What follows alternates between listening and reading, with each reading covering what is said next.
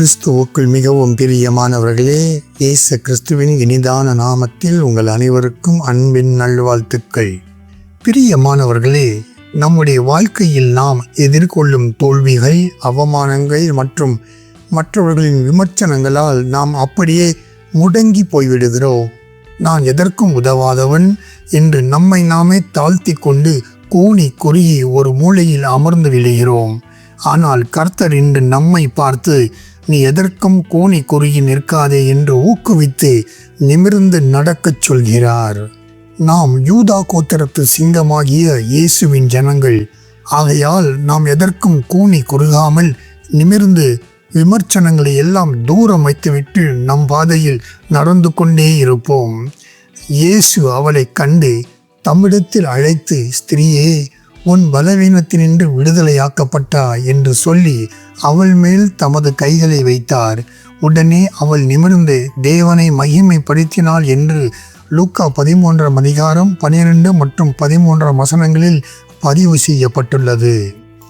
அன்பானவர்களே, இன்றும் அநேக கர்த்தருடைய பிள்ளைகள் ரட்சிக்கப்பட்ட பின்பும் கூட தாங்கள் யார் என்று உணர்ந்து கொள்ளாமல் பாவம், கவலை, தாழ்வு மனப்பான்மை போன்ற பாரங்களில் கரைந்து நமக்கு ஒத்தாசை வரும் பர்வதத்தை பார்க்காமல் கூனிகளாகவே நிலத்தை பார்த்தே நடக்கின்றார்கள். பிரியமானவர்களே, நாம் தெரிந்து கொள்ளப்பட்ட ஒரு சந்ததி என்பதை மறக்காதீர்கள். நம்மிடம் அழகு இல்லை, பணம் இல்லை, திறமை இல்லை, அந்தஸ்து இல்லை என்று மற்றவர்களோடு நம்மை ஒப்பிட்டு பார்த்து கூனி குறுகி போகாதிருப்போம். நீங்களோ தெரிந்து கொள்ளப்பட்ட சந்ததியாயும் ராஜரீகமான ஆசாரிய கூட்டமாயும் பரிசுத்த ஜாதியாயும் இருக்கின்றீர்கள் என்று 1 பேதுரு 2:9 பதிவு செய்யப்பட்டுள்ளது. ஒரு வைரக்கல் மண்ணில் விழுந்தாலும் அதன் மதிப்பு குறைவதில்லை. நாம் உலகத்தின் பார்வையில் சாதாரணமானவர்களாக இருக்கலாம். ஆனால் கர்த்தரின் பார்வையில் நாம் விலையேற பெற்றவர்கள் என்பதை மறவாமல் நம்மை நாமே எதற்கும் தாழ்வாக உணராமல் கர்த்தரின் நாமத்தை உயர்த்துவோம். தேவனுக்கே மகிமை உண்டாகட்டும். பிரியமானவர்களே, நாம் தற்செயலாக பிறந்தவர்கள் அல்ல. நாம் பிரமிக்கத்தக்க அதிசயமாய் உண்டாக்கப்பட்டவர்கள் என்று சங்கீதம் 139:14 பதிவு செய்யப்பட்டுள்ளது. நாம் ஒவ்வொருவரும் உலகத்தை படைத்த சர்வ ஞானியால் உன்னதமாக செதுக்கப்பட்டவர்கள். நாம் வானாதி வானங்களுக்கு சொந்தக்காரரான கர்த்தரின் ஜனங்கள். ஆகையால் நம் மதிப்பு நம் செயலில் இல்லை, நம் படைப்பில்தான் இருக்கிறது என்பதை அறிந்து கொள்வோம். நம் எதிர்காலத்தை குறித்த பயம், எதிரிகளின் சூழ்ச்சிகள் போன்ற நிலைக்குலையை செய்கிற காரியத்தை பிசாசனவன் நமக்கு கொண்டு வந்தாலும் நீதிமொழிகள் 28 சொல்வது போல சிங்கத்தை போலவே நாம் கிறிஸ்துவுக்குள் தைரியமாகவே இருப்போம். அன்பான தேவ ஜனமே, கோலியாத் என்ற அரக்கனின் முன்னால் இஸ்ரவேல் இராணுவம் 40 நாட்கள் கூனி குறுகி நின்றது. ஆனால் தாவீது தான் ஆராதிக்கும் கர்த்தர் பெரியவர், சர்வ வல்லவர் என்பதை அறிந்து இருந்ததால் ஒரு கூழாங்கல்லால் கோலியாத்தை முறியடித்து இஸ்ரவேல் இராணுவத்தை நிமிரச் செய்தான். கர்த்தருக்கே மகிமை உண்டாகட்டும். நமக்கு முன்னால் இருக்கும் பிரச்சனை எவ்வளவு பெரிதாக இருந்தாலும் நமக்கு பின்னால் நிற்கும் கர்த்தர் அதைவிட பெரியவர். நமக்குள் இருப்பவர் உலகத்தில் இருப்பவனிலும் பெரியவர் என்று 1 யோவான் 4 வேதம் நமக்கு தெளிவாக எழுதி கொடுத்துள்ளது. ஆகையால் சூழ்நிலைகளை பார்த்து கலங்காமல் நமக்கு விரோதமாய் எழும்பும் எந்த ஆயுதமும் வாய்க்காதே போகும் என்று வாக்கு கொடுத்தவர் நம்மோடு இருப்பதால் நாம் எதற்கும் கலங்க தேவையில்லை.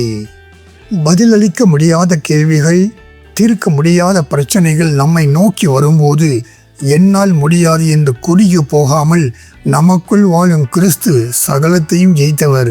ஆகையால் நாமும் ஜெயிப்போம் என்று அறிக்கை செய்தவாறு நமக்கு எதிராக வரும் தருணங்களை விசுவாசத்துடன் சந்தித்து துவம்சம் செய்து ஜெயம் கொள்வோம். லூக்கா 13 வரும் அந்த ஸ்திரீ 18 வருடங்களாக கூனியாய் இருந்தால் அவளால் தானாக நிமிர முடியாத நிலை. இயேசு ஒரு நாள் ஜெப ஆலயத்தில் அவளை பார்த்தார், தம்மிடம் அழைத்தார், தொட்டார், விடுதலையானாள், தானாக நிமிர்ந்தாள். பிரியமானவர்களே, இதுவரை நாமாக நிமிர முயற்சி செய்து தோற்று போயிருக்கலாம். நம் சொந்த பலத்தால் மாற்றம் காண முடியாமல் தோல்வியை சந்தித்திருக்கலாம்.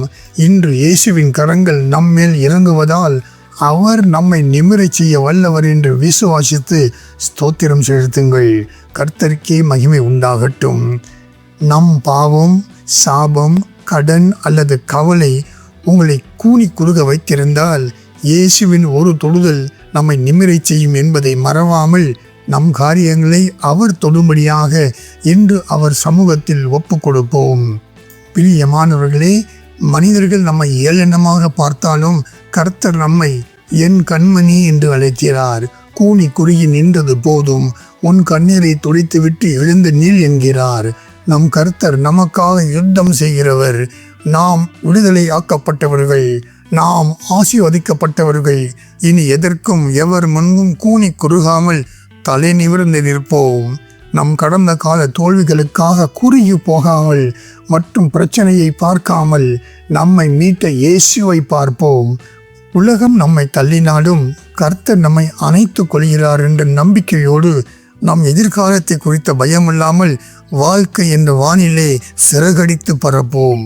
முடிவாக நம்மை அழைத்தவர் உண்மை உள்ளவர் என்று விசுவாசித்து நிமிர்ந்து நின்று நான் வாள் அல்ல தலை என்று தினமும் அறிக்கை செய்து கர்த்தருக்குள் மகிழ்ந்திருப்போம்.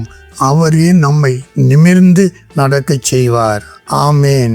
இந்த செய்தியை கேட்ட உங்கள் ஒவ்வொருவரையும் கர்த்தர் தாமே அபரிமிதமாக ஆசீர்வதிப்பாராக.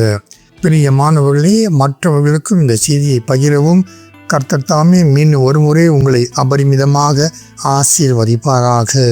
ஆமேன்.